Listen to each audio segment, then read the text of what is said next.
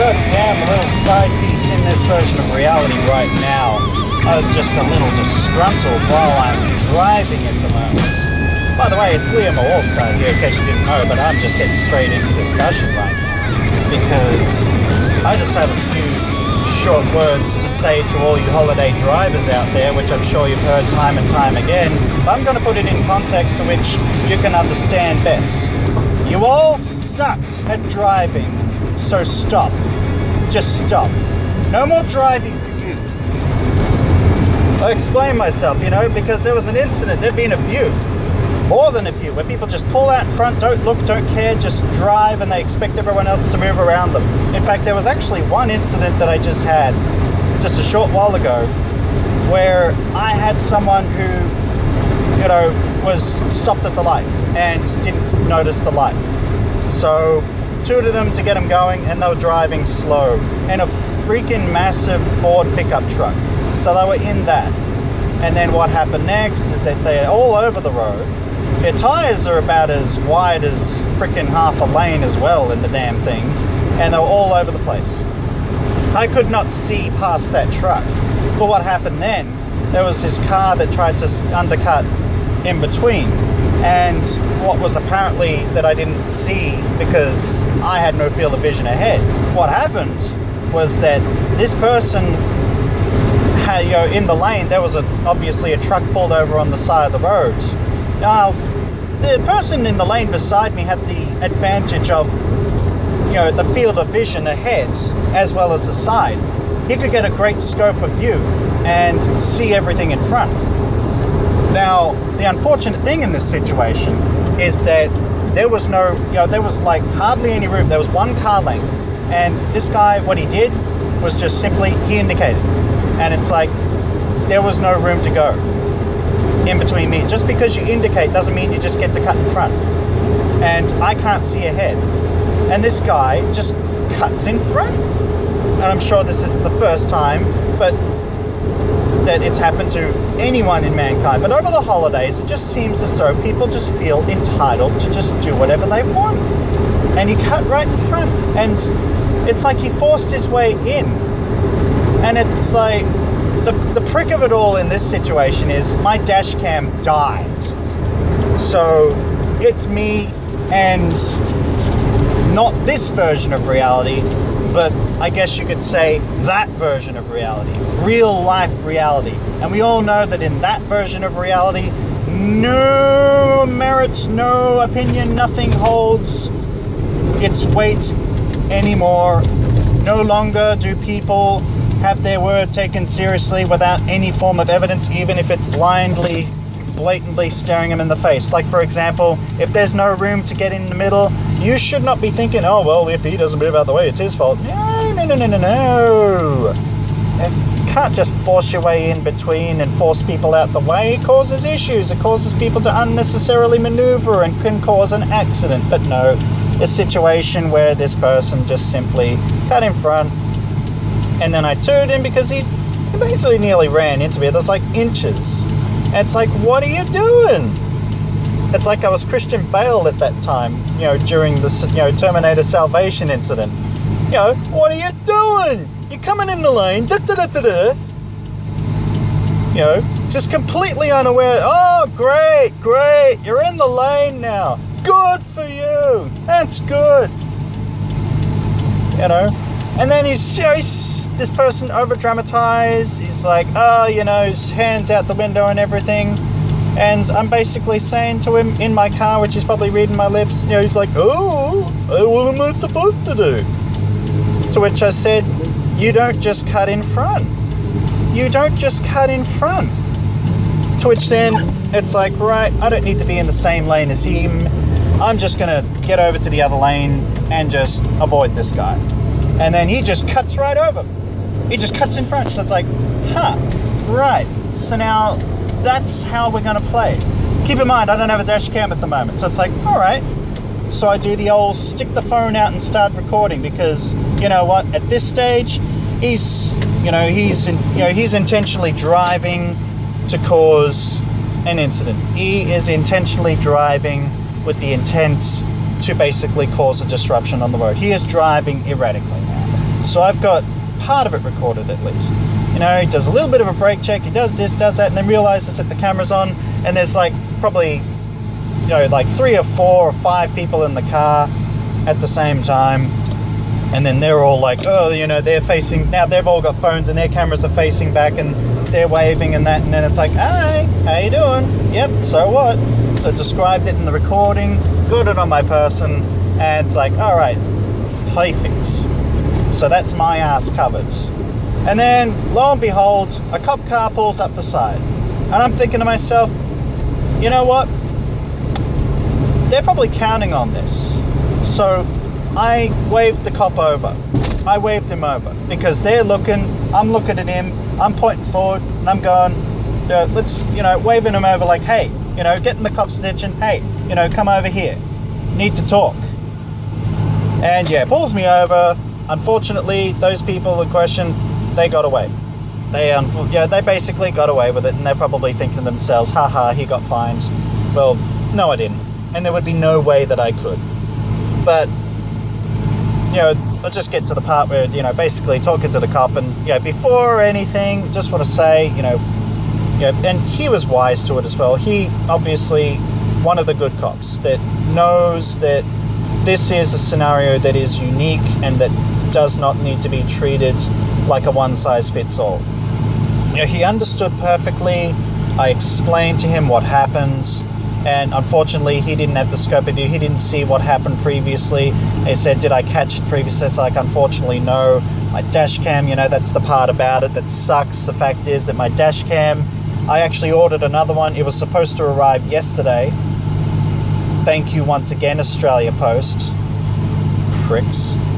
But anyway, my issues with the Australian Post Office and delivery of items notwithstanding, the fact of the matter is that I explained my way perhaps out of a ticket, but then it didn't really need much explanation. It went without explaining, it went without saying.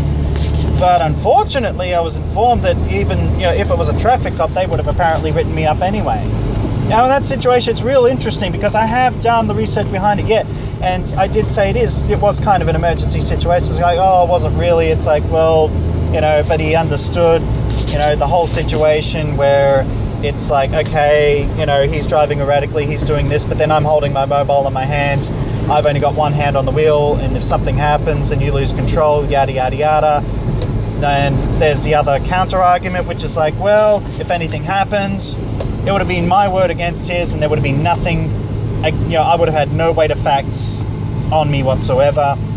The fact is that I did catch some very minimal part of it because he started, you know, that's what happens as well, is that you get your camera out, and that's a self-defense move, and whether the cops want to admit it or not, and you know, me even say that, you know, he basically said, you know, traffic cops, as though to almost infer that, you know, traffic cops, haha, they're just out to, you know, there is also that understanding within the police where it's like, yeah, you know, traffic cops are traffic cops, they'll still try and book you for it, and that is the unfortunate thing.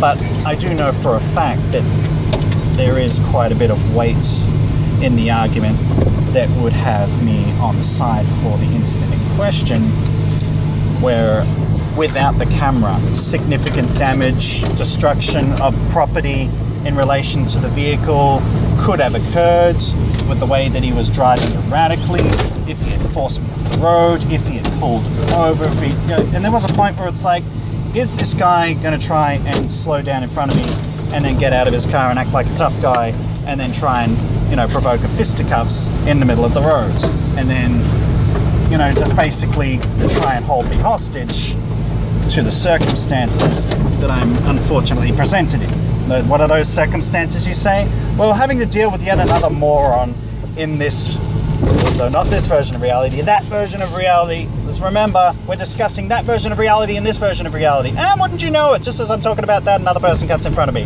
But it's okay. They got a baby on board thing. So I have to, Jesus Christ.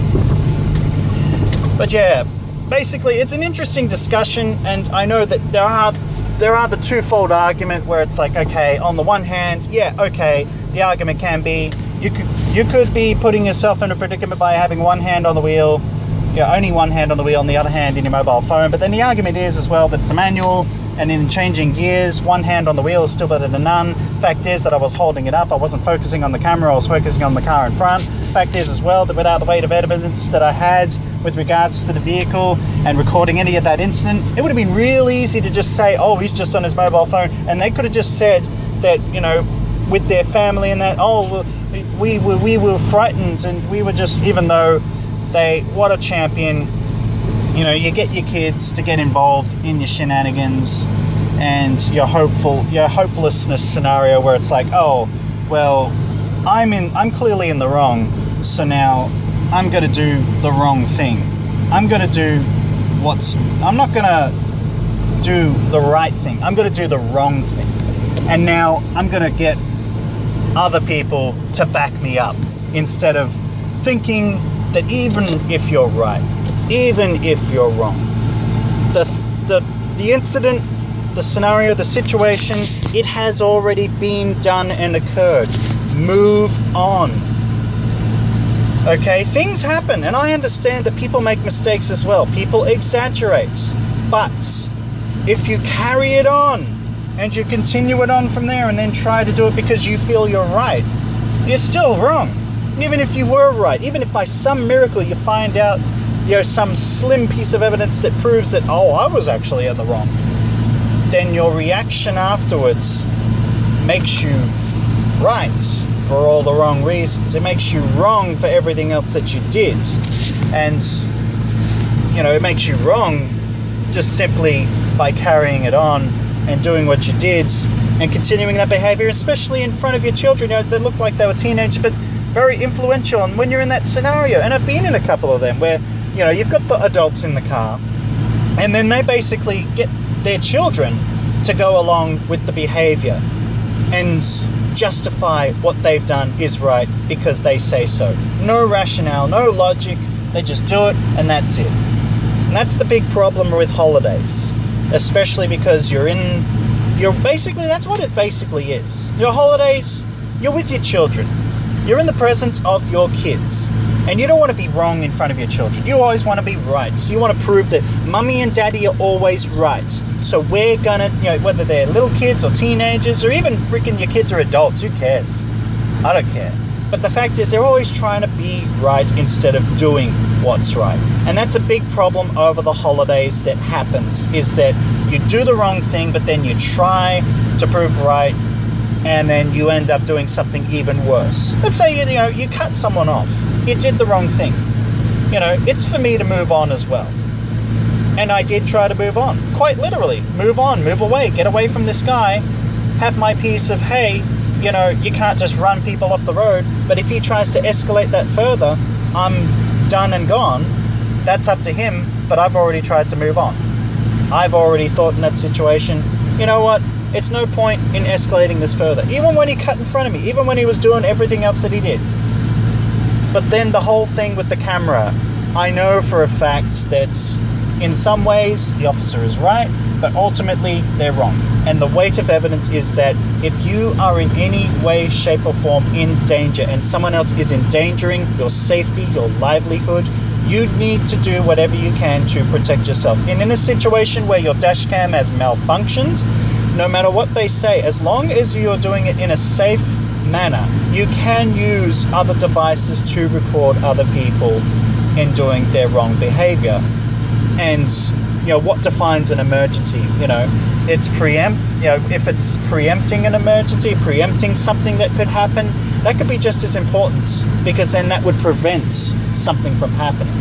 And I feel that sometimes the law does seem to think that, unfortunately, they don't seem to think that's as important as, you know, doing it when it happens. But it is really important to basically be aware, to be self-aware, to be able to defend yourself in that manner.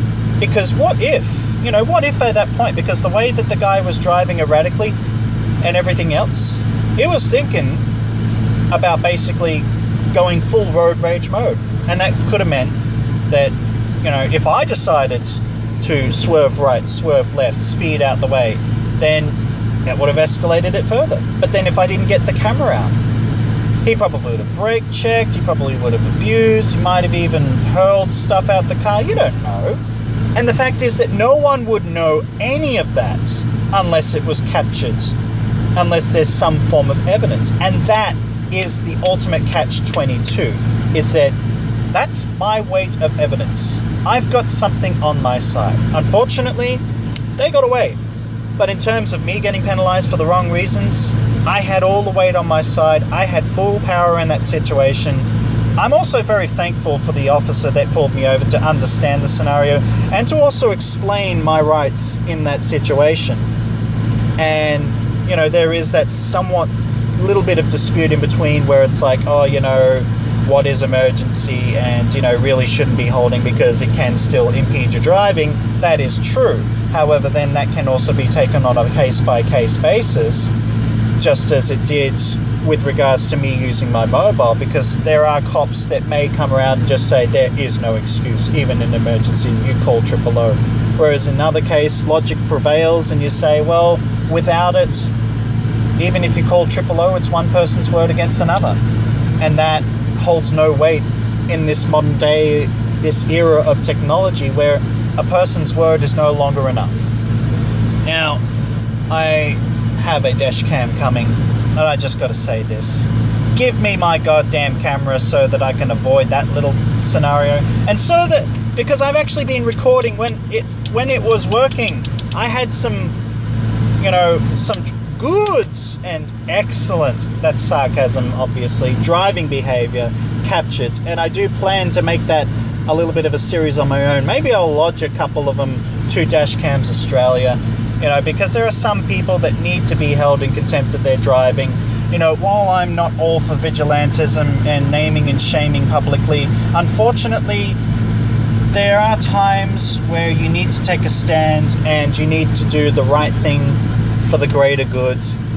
And while there are people out there that are basically getting out their cars and, you know, throwing fists at vehicles and smashing windows and, you know, basically trying to run people off the road and cause damage and mayhem, there's absolutely nothing to hold them, you know, basically to hold them accountable for their actions. But now, because of this, because of the dashcam movement, we are seeing a lot of people that are now, that previously would have gotten away with it. And even from an insurance perspective, the first and only thing that they really care about is the dash cam. Without what I recorded, that's the other thing as well, before I quickly wrap up this conversation, without the dash cam footage, if I do the right thing by the law and something happens to the vehicle, I have no evidence to the contrary. And that means that insurance may not cover, depending on what insurance you have, of course, but even if you got full comprehensive, it may be very well found to be an at-fault claim due to a lack of evidence substantial enough to even say that it was this person. And even then, you don't even have the car, make, model, rego, person driving, recorded, detailed, you know, then you've got nothing. You've got nothing but a damaged vehicle and a claim that you put forward for insurance, and that's a big problem as well. But I think I've got my point across and I've said what I need to say about that. But yeah, that's what I got to say about drivers on the holiday. If you guys could just maybe stay home, not drive on the roads, because you're not good at it. You're not good. You suck, you jackass. Yeah, if I'm going to do that properly, I've got to do it properly with the accent. You suck, you jackass. Yeah. Holiday driving. What a freaking hoot. Hey, has anyone seen the new Star Wars yet? If you haven't, then maybe just stop listening right now. Maybe just take this as the end of the podcast. My name is Liam and I'll see you guys next time.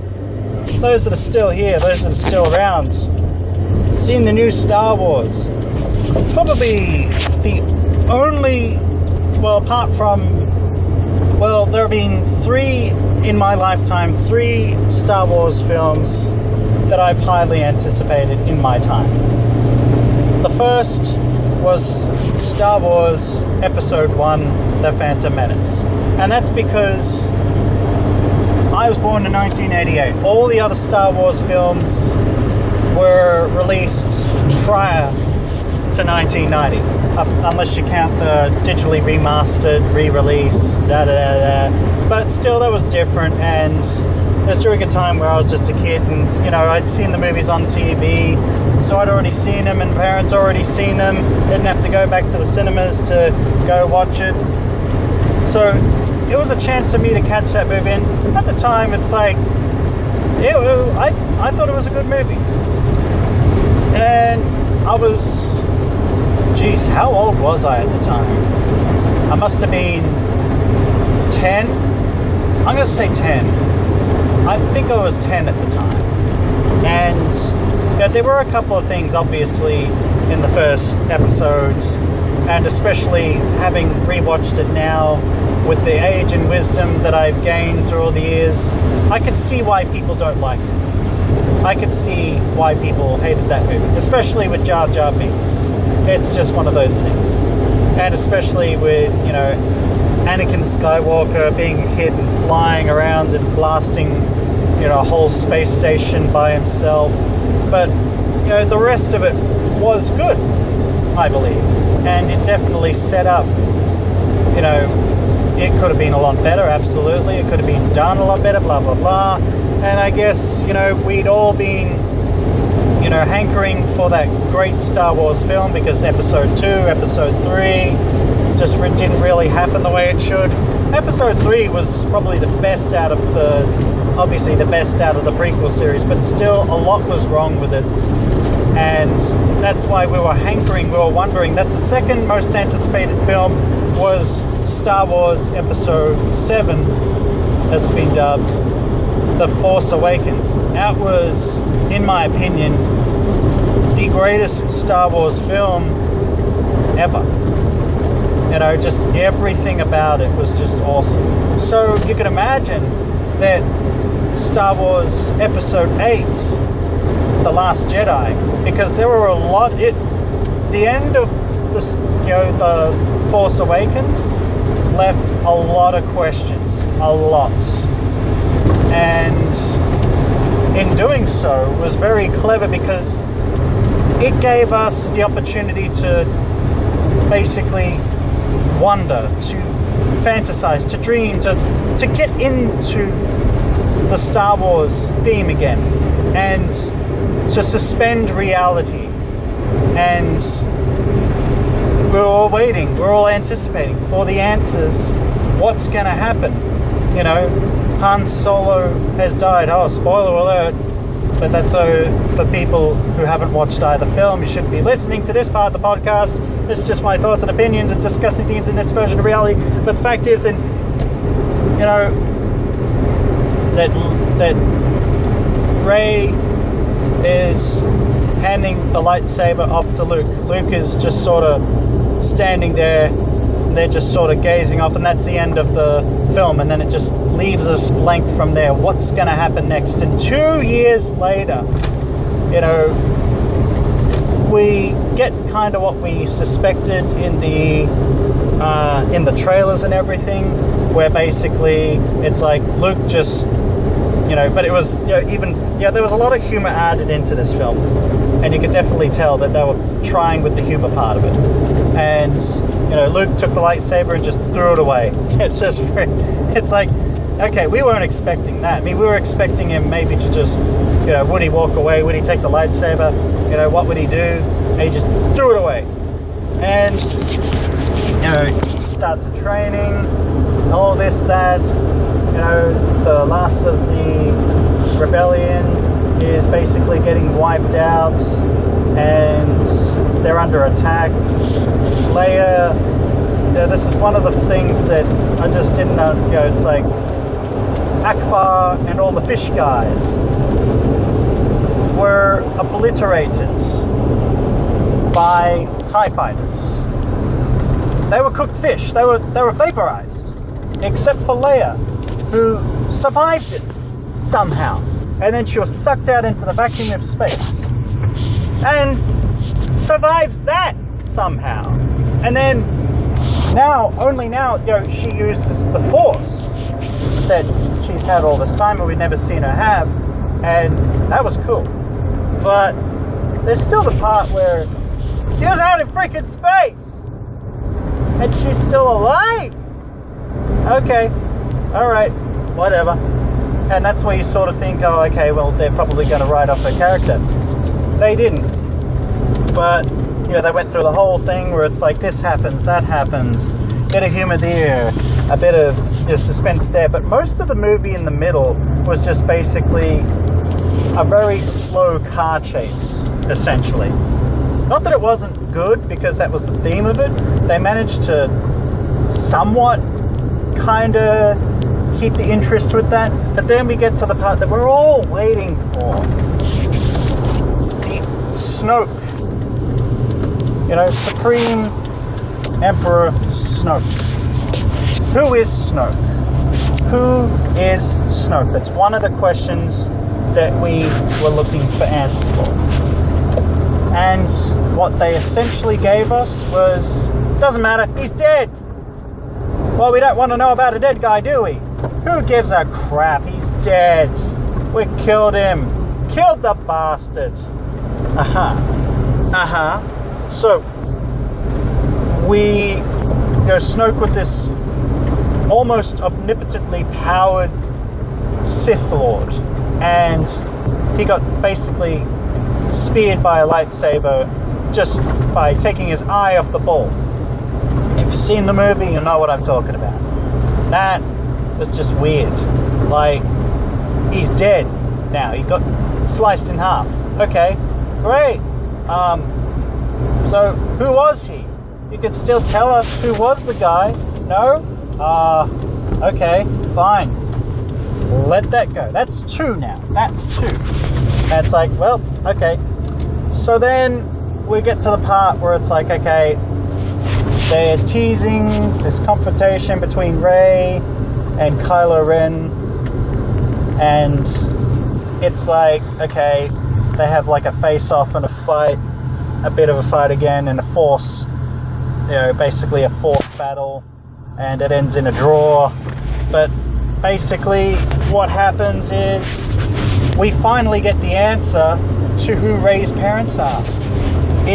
Are Rey's parents, is it Obi-Wan? Is she like the granddaughter of Obi-Wan, somehow related to, Obi-Wan of Ben Kenobi? Is she Luke Skywalker's son? Not son. Is she Luke Skywalker's daughter? Is she a Skywalker? How does she fit in with that? And essentially the answer is, your parents are just 2 people that abandoned you. Who are they? They're nobody. You came from nobody. It doesn't matter. You're nobody. They're nobody. It's nobody. Goodbye. See you later. That's what they said to you when they dropped you off in the middle of nowhere. That's 3. Okay, that's 3. Three things. It's like, really? But I could ignore all of that. All of that. And I did. I ignored all of that because we got something grandeur. Something magnifique.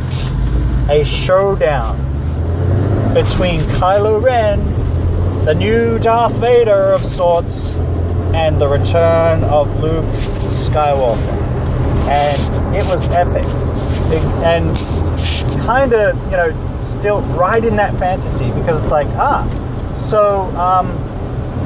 they basically got these AT-AT walkers and these new bigger version of the AT-AT walkers. What am I talking about? I'm nerding up here. I'm nerding up with the nerd facts. Keep up with it, non-nerds. But yeah, and they all open fire where Luke Skywalker is standing, and it doesn't scratch him a bit. It's like, how? Like, what? Did he deflect all those lasers? I mean, we've seen that before with the Force, but nothing like that, nothing to that caliber. But it's like, okay, all right, I'm in the fantasy here because I'm a little kid again. It's like, oh my god, that's awesome.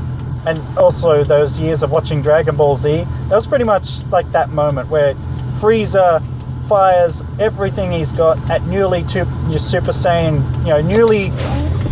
newly ascended Super Saiyan Goku, who, finally became a Super Saiyan after seeing his friends being slaughtered one by one. His friend Piccolo basically fired laser through his chest with supposedly his heart, and then Krillin basically exploded by the Force, by the Frieza Force. It all ties in. The references are relevant to those who know what the hell I'm talking about. If you don't know what I'm talking about, you should have stopped listening at the last story. Nevertheless, it's like no scratch or nothing, and then they have the face-off, and then they get their words in, and then they start fighting. Kylo can't land a blow on him. It can't do anything. And then, just when it looks like Kylo had him, because Skywalker said a similar sentence to what Obi-Wan said. So Obi-Wan in Star Wars, the original first Star Wars, also now known as Episode 4, A New Hope, said, if you, to Darth Vader, if you should strike me down, I will become more powerful than you could imagine. But what Luke Skywalker said is, strike me down, and I will be with you always, just like your father. Epic. Oh my goodness. And it's like, then he comes in, and Luke does nothing, and what happens next is that he basically runs towards him in anger and throws his lightsaber through the middle of Luke, and you think, oh no, he's done an Obi-Wan. It's the whole thing over again, the exact same. But no, as a matter of fact, that's not how it went down.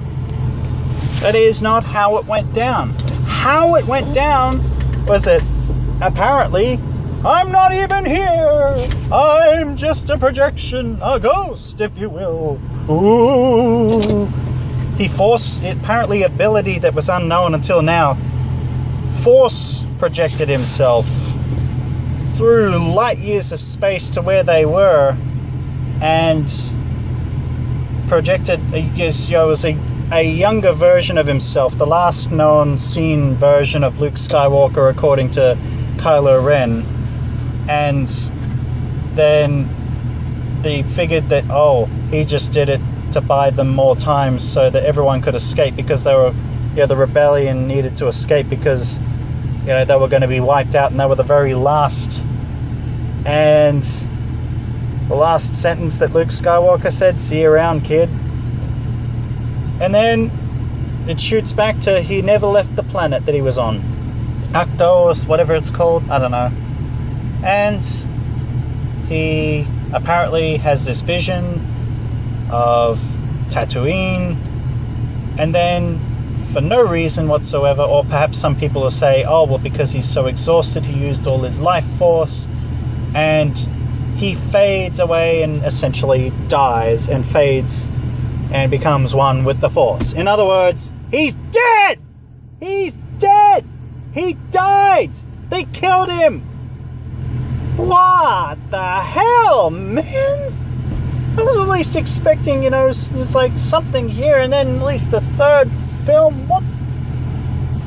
There are four things I didn't really, enjoy. Those four things just run through my head. I really do, about that film. And the general consensus right now is, okay. Though, apart from that, it is a good film. I did enjoy it. But I honestly believe that those things could have been better. That they could have been just a little different. That's just me, though. And me being me, and me saying what me say, it should have been just a bit different, at least on one of those four things. At least one. Leave us Luke Skywalker. Let him live until the next one, and then you could have had him die, and that could have been the grand payoff. It could have been the El Grandeur. I don't know. I really don't know. Because those four things, this film was still enjoyable, but I don't know what they're going to do with the next film, how it would even work. Because of those four things, it just seemed like this film was sort of cut. You know, they just sort of cut off their hand to spite their foot or something like that. Yeah, especially with the Luke Skywalker thing. And maybe that's just me grieving right now, saying, why? Why'd they kill Luke? But also, you know, there is that tragic thing where maybe they weren't expecting Leia to go, and it seems like, you know, Han got his Kumbaya, his swan song in The Force Awakens, and they were obviously going to do the same here with Luke Skywalker, and then perhaps the next film they would have done the same with Leia in the very last one. Maybe they had plans for her. She would probably be more the focal point, you know, the returning main character who had his central story in the middle of everything with all the new characters. That seems like that probably would have been the way to go, but unfortunately, because of Carrie Fisher's untimely death, and you know, this was her final film, and it was great. You know, she did a great job in this film. I can't fault her one bit. One of the great actors that's just perhaps gone before her time, and you know, a lot of people may say, you know, she was a sex symbol because of, you know, certain fantasy, you know, because of the costume choices and everything from Star Wars, but she was so much more than that. And, you know, she was truly larger than life. And she didn't play, and she called it how it was as well. I don't know her personally, but from what I do know of her, from what I've seen, from what I've heard, from what I've, you know, her acting and, you know, her appearances throughout different media, and you know, you see in interviews and everything, she didn't BS at all. She cut straight to the chase, and you always, you know, what you saw is what you got with Carrie Fisher, and certainly one of the most genuine people. And unfortunately, I never got the chance to meet her while she was alive, and it's unfortunate that she did pass away. But if she were alive today, I'd say, you know what, you did a great job. And throughout the whole Star Wars films, you know, you made yourself a household name. You know, you had the other gigs as well through other films and, you know, TV spots and what have you. And the voiceover acting in Family Guy as well, which many people might not realize that, you know, she was in that as well. And, you know, she lived quite the life, had quite the life. It's unfortunate that we won't get the opportunity, and that she never got the chance to be in the last Star Wars film. But then at the same time, how good it was that she was in this film. That takes nothing away from the film. I still enjoyed it, like I say, but I'm not going to be biased and say, you know, just because it's the last film that there weren't, you know, points of critique with it. But there definitely was a film that I say that go and see it, because it is still a good film. And if you've listened to this, and this is pretty much in line with what other people have said, perhaps, you know, those 4 main points are the really, and that's still good. You know, I could pick it apart like Cinema Sins and all that, but for the most part I enjoyed it. But those 4 things, you know, finding out that who's Snoke, who cares, he's dead, you know, and the whole thing where it's like, Rey's parents, who cares? They're nobody, you're nobody. And then Luke Skywalker's death. You know, those 3 major things. And I know that I said, you know, there's the 4th one where it was like, you know, Akbar and all the fish people vaporized and Leia survived. Well, then I guess at the same time it's like, I give that a pass because she used the Force and everything. But then the Luke Skywalker thing where it's like, yeah, he's dead. Why? Because he used the Force. Huh. Interesting. No matter what you say, it's like, oh, because he used the Force, so, you know, his body probably tired, and he used the last of his, you know, Force, his life force, blah, blah, blah. But still, it's like, Leia was obviously stronger with the Force because she survived in the bloody explosion in the vacuum of space, and in her unconscious state was able to use the Force to get back to the ship, back to the airlock, whereas Luke was only able to project himself light years away, just a projection. Might not have even been that far. Who knows how much energy that actually takes. Maybe maybe I just need to shut up about that point. But then I'm just being a fanboy here and just saying, I want Luke back. I don't want him to die.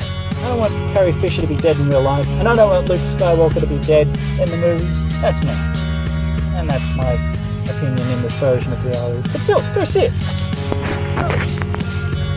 I think I'm done discussing Star Wars. I think I'm done with my speech. Whatever I'm saying. I've run out of things to say apart from the prattling on that I'm doing, which means I need to end this podcast.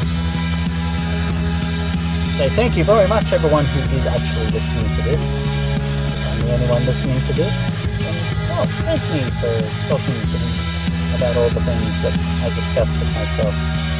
You're welcome. In the meantime, like, share and subscribe to my YouTube channel if you haven't already. Check out all the content there. Follow me on Facebook to see where I will be performing next in stand-up comedy and other things of which I may or may not be doing. And as always, thank you very much for listening to this podcast. My name is Liam, and I will see you guys next time.